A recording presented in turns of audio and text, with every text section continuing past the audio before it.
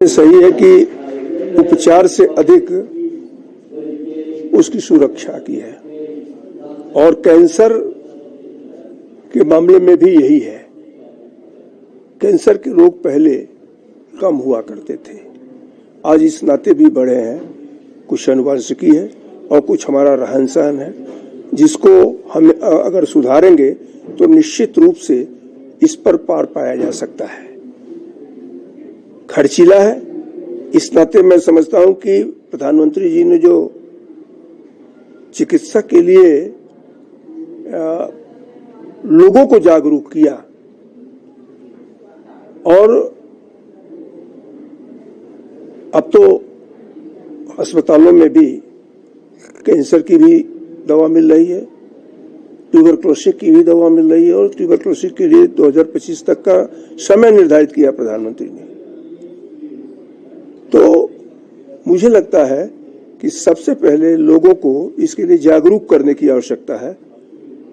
Tobacco से विरत रहने का, नशे से विरत रहने का और खान पान को ठीक किया जाए, योग इत्यादि को चिकित्सा में अपनाया जाए तो मुझे लगता है कि कैंसर को कम किया जा सकता है और कम ही आवश्यक है। मेरा नाम डॉक्टर क्लैरेंस सैमुअल है। मैं सीएमसी लुधियाना से आया हूँ और आज शिमला सैनिटोरियम एंड हॉस्पिटल के ओर से ये कैंसर के अवेयरनेस के लिए ये वर्कशॉप या कॉन्फ्रेंस किया जा रहा है। कैंसर एक ऐसी बीमारी है जो दिन ब दिन बढ़ता जा रहा है और ये एक ऐसी बीमारी है कि हर रोज इंडिया में कैंसर केसेस आ रहे हैं।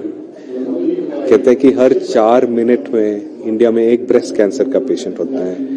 हर साल कुछ 1.5 लाख लोग कैंसर से डायग्नोस किया जाता है और हिमाचल में हर महीने कुछ 10 नए लोग कैंसर से रजिस्टर किया जाता है। हमारे देश में ज़्यादातर लोग डायग्नोसिस और इलाज के लिए अपने जेब से खर्चा करते हैं। कैंसर का जो इलाज है, देखा गया है कि हमारी जो आमदनी है, महीने की आमदनी है, 10 गुना ज़्यादा उसके लिए लगता है। कैंसर के इलाज, इधर उधर जाना, रहना और डायग्नोसिस के लिए 10 गुना ज़्यादा होता है। तो ये हर परिवार के लिए एक बड़ा सा मुद्दा बन जाता है। पैसा, खर्चा और आगे का जीवन कैसे रख सकते हैं। कुछ चीज़ें हैं कि लोग कहते हैं कि अगर कैंसर हुआ है, चलो ठीक है, कुछ नहीं कर सकता है, वो एंड है। पर यह है कि कैंसर अगर हम जल्दी डायग्नोस किया जाता है, उसका इलाज है और उसके साथ लोग अपने नॉर्मल जिंदगी भी जी सकते हैं जब तक वो टाइम लगे उसका ट्रीटमेंट है। हिमाचल में बहुत सारे लोग जो विश्वास करते हैं जादू टोला में और डायग्नोसिस लेट हो जाता है। जब डायग्नोसिस लेट हो जाता है तो पूरी तरह से इलाज नहीं हो सकता है और जो ये मोस्ट इम्पॉर्टेंट चीज़ है, अवेयरनेस हो जाए कि हम क्या कर सकते हैं। अगर आप देखें हिमाचल में जो फेफड़े के जो कैंसर है वो बाकी प्रांतों से ज़्यादा है। यहाँ पर सिगरेट और बीड़ी बहुत सारे लोग इसको यूज़ करते हैं, बीड़ी सिगरेट, और उस वजह से कैंसर भी ज़्यादा है। तो मेन ये है कि अगर फेफड़े के कैंसर से बचाव होना है तो सिगरेट और बीड़ी बंद होना चाहिए। हिमाचल है, साफ वातावरण है, पोल्यूशन घर के अंदर नहीं है, घर के बाहर नहीं है, पर घर के अंदर चूल्हा और अंगीठी और इससे भी हो सकता है, तो उसके भी जानकारी होना चाहिए। एक चीज़ है कि डायग्नोसिस जल्दी हो रहा है तो इसलिए आंकड़े बढ़ रहे हैं। पहले भी था, अभी भी है, पर उस समय बिना डायग्नोसिस करके बहुत सारे लोग के देहांत होते थे।